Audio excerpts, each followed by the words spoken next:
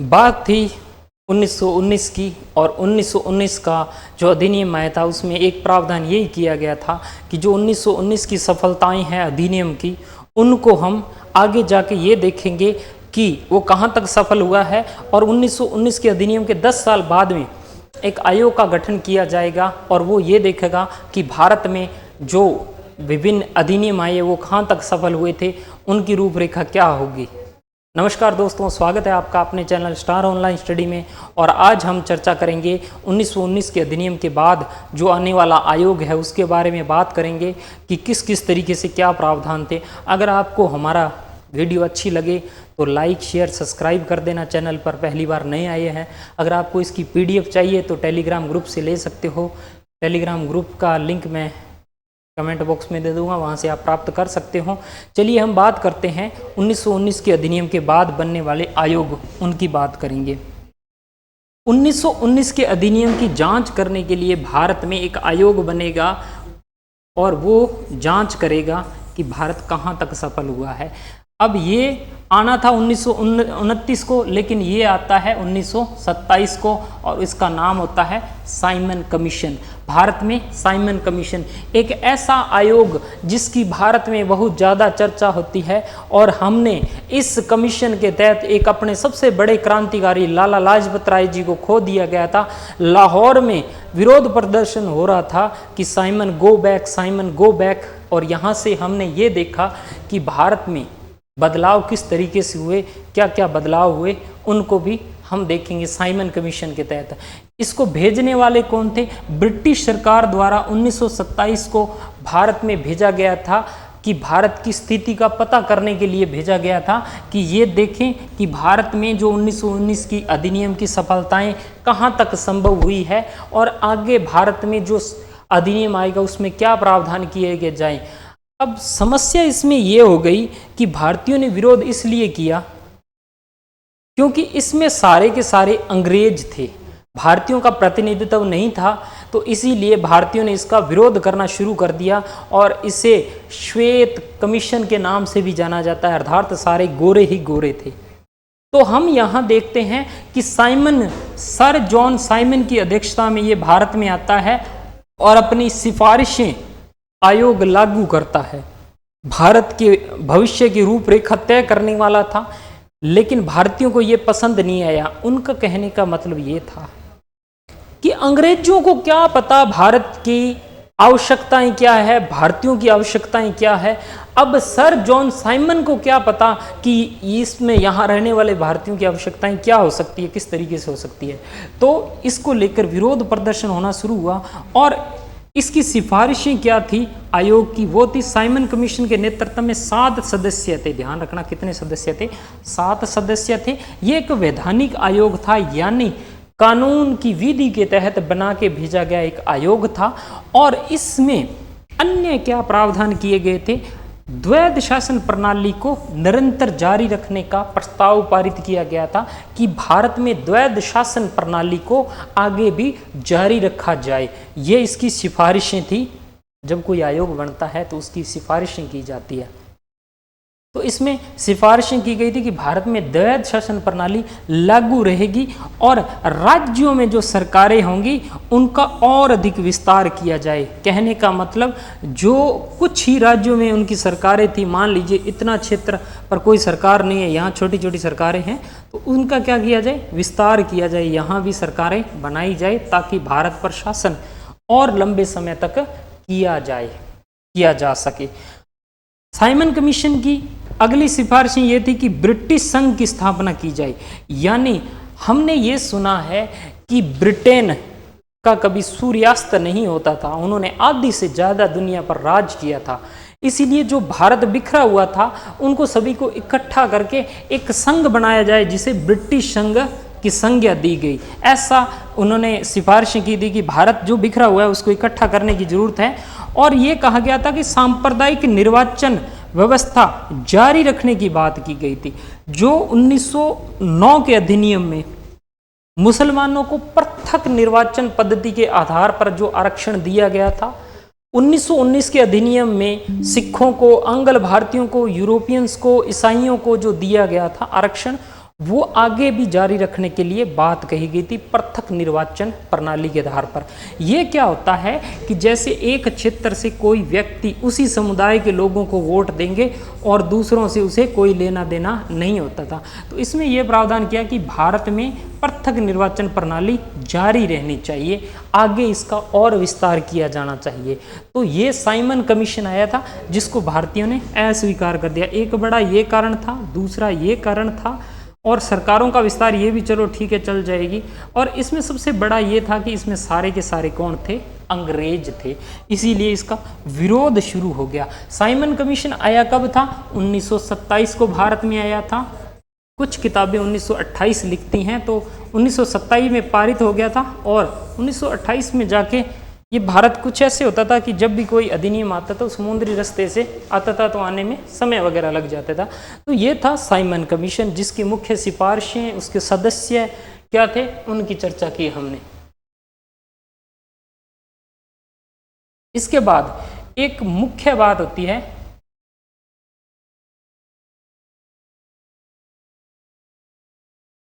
अगला हम पढ़ते हैं सांप्रदायिक अवार्ड, सांप्रदायिक पुरस्कार, सांप्रदायिक पच्चांग के नाम से जानते हैं। और ये कब आता है? 1932 में भारत में आता है और इसको लेकर भी काफी विरोध होता है। होता क्या है कि 3 गोल मेजों के लिए किसे बुलाया गया था? भारतीयों को बुलाया गया कि आपकी जो समस्याएं हैं आप उन्हें हमें बताइए, हम उनका निराकरण करेंगे। टेबल कॉन्फ्रेंस हुई थी लंदन के अंदर और भारतीयों को बुलाया गया था। उसमें डॉक्टर बाबा साहब अम्बेडकर भी गए थे और ब्रिटेन के प्रधानमंत्री थे रैमजे मैकडोनाल्ड। उनको ये कहा कि मुसलमानों की स्थिति बहुत अच्छी है, सिखों की बहुत अच्छी है, यूरोपियंस की तो अच्छी होगी, इनकी स्थिति अच्छी होने के बावजूद भी इन्हें आरक्षण दिया गया पृथक निर्वाचन प्रणाली के तहत।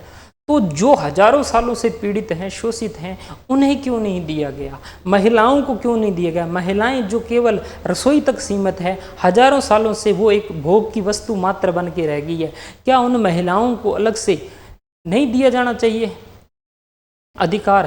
तो इन अधिकारों का विस्तार करना शुरू किया और इसके लिए ब्रिटेन के जो प्रधानमंत्री थे रैमजे मैकडोनाल्ड, उन्होंने इसे जारी किया था। अगस्त के अंदर ये आता है और इसमें अलग अलग प्रावधान किया जाता है। क्या प्रावधान थे? इसे नाम दिया जाता है कम्युनल अवार्ड। कम्युनल अवार्ड या सांप्रदायिक अवार्ड के नाम से भी जाना जाता है।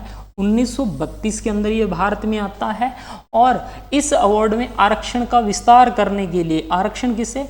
दलितों को, वंचित वर्ग को, महिलाओं को अलग से पृथक निर्वाचन प्रणाली के आधार पर आरक्षण देने की बात कही गई थी इस अवार्ड के तहत। अब इसमें वंचित वर्गों के उत्थान के लिए अलग से निर्वाचन प्रणाली बनाई जाएंगी और जो महिलाओं को आरक्षण देगी, वंचितों को आरक्षण देगी। और उसमें सबसे बड़ी जो इनके लिए लड़ाई लड़ने वाले व्यक्ति थे वो थे डॉक्टर बाबा साहेब अम्बेडकर।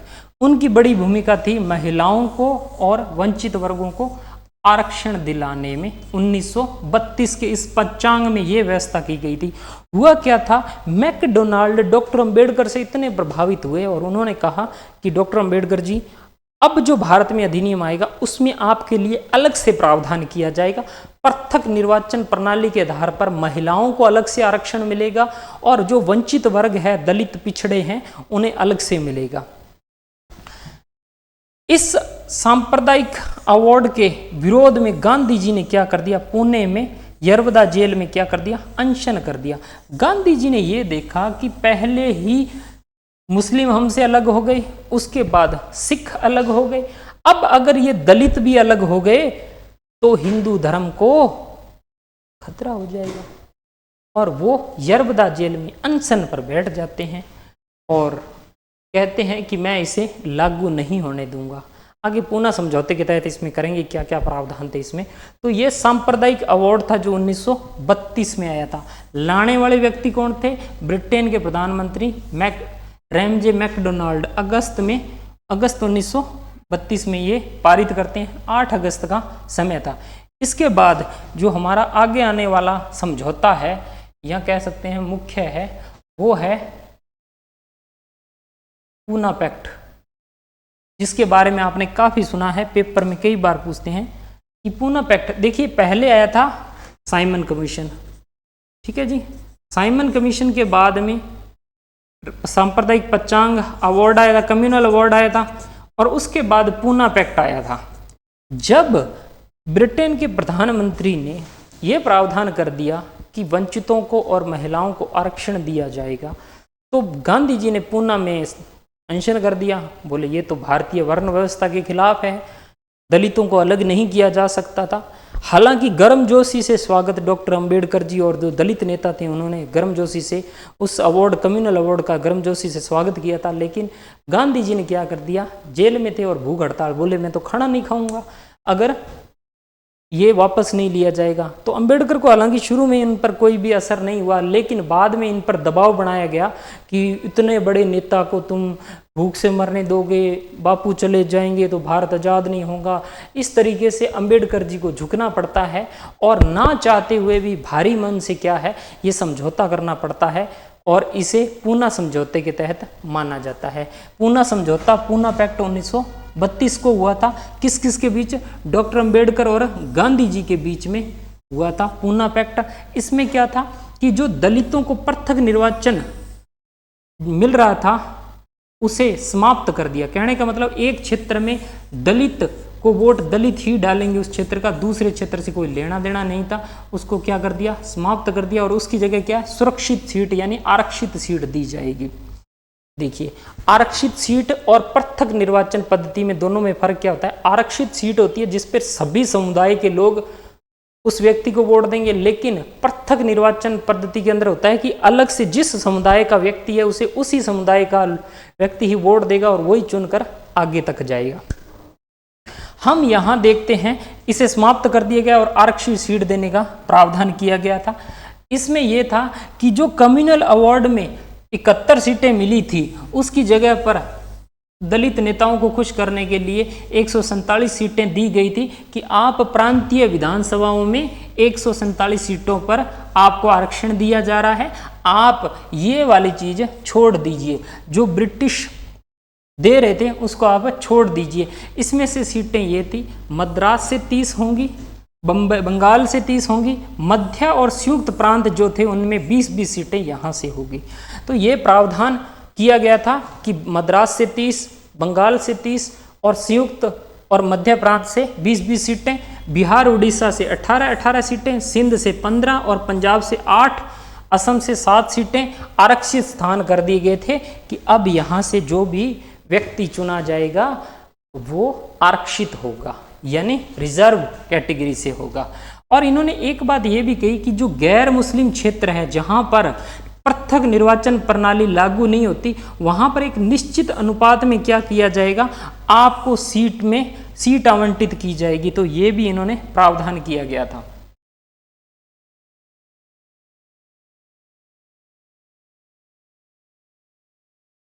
इसके बाद इसमें एक बात और कही गई थी कि जो सार्वजनिक सेवाएं होंगी और जो स्थानीय संस्थाएं होगी, शैक्षणिक योग्यता के आधार पर वंचित वर्ग के लोगों को क्या है, प्रतिनिधित्व दिया जाएगा। कहने का मतलब ये था कि जो पढ़े लिखे लोग होंगे, ज़्यादा शिक्षित होंगे, उन्हें सार्वजनिक जितनी भी सेवाएं हैं भारत में उनमें भागीदार बनाया जाएगा और स्थानीय संस्थाएं हैं उनमें भागीदार बनाया जाएगा।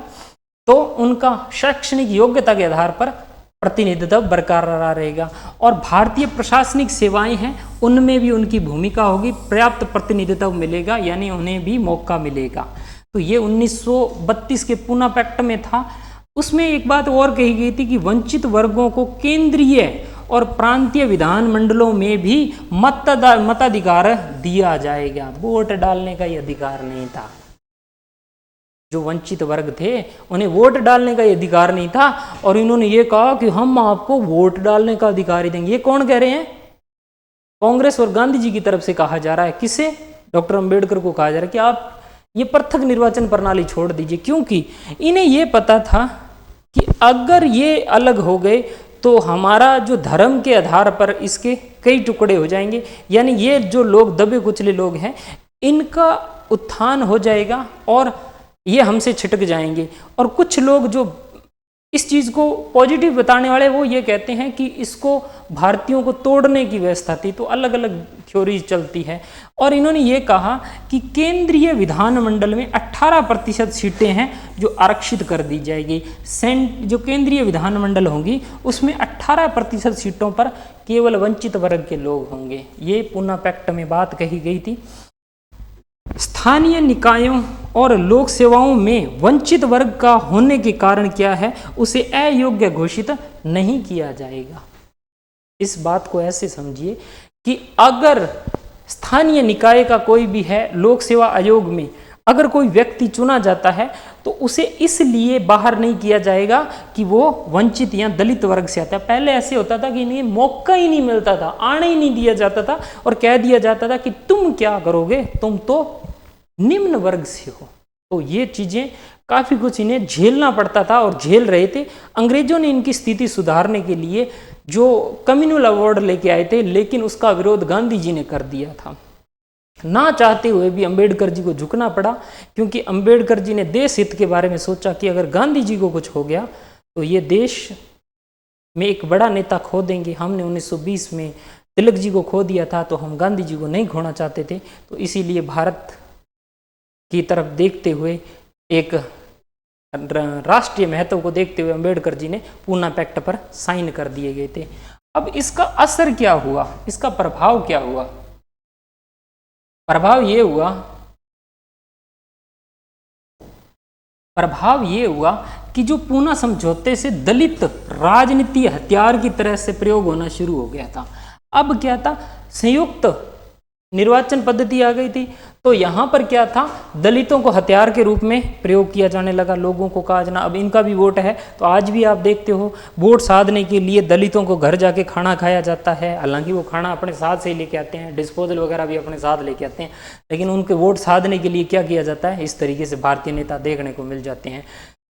इसमें क्या प्रावधान हुआ, प्रभाव ये पड़ा कि संयुक्त निर्वाचन में जो वास्तविक दलित थे, यानी जो चुन के आने वाले दलित थे, उन्हें हरा दिया गया हिंदू संगठनों के द्वारा। और जो उनके एजेंट थे, जो हिंदू संगठन थे, जो उनके एजेंट थे, उनको जिता दिया गया था। आप देखते हो डॉक्टर बाबा साहब अंबेडकर एक भी बार लोकसभा का चुनाव नहीं जीते, वो राज्यसभा से आए थे। कारण क्या था कि इन्हें कोई जिताना नहीं चाहते थे।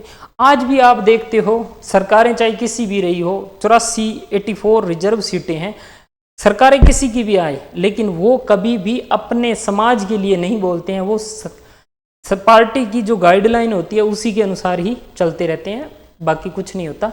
तो यहाँ पर जो वास्तविक दलित थे उन्हें हरा दिया गया और अपने एजेंटों को जिताकर संसद में, या कहे कि विधानमंडलों में, केंद्रीय विधानमंडलों में भेजा जाने लगा। और हिंदू संगठनों ने उन्हीं दलितों को आगे आने दिया जो उनके प्रति समर्पित थे, यानी जो उनकी बात मानने वाले थे।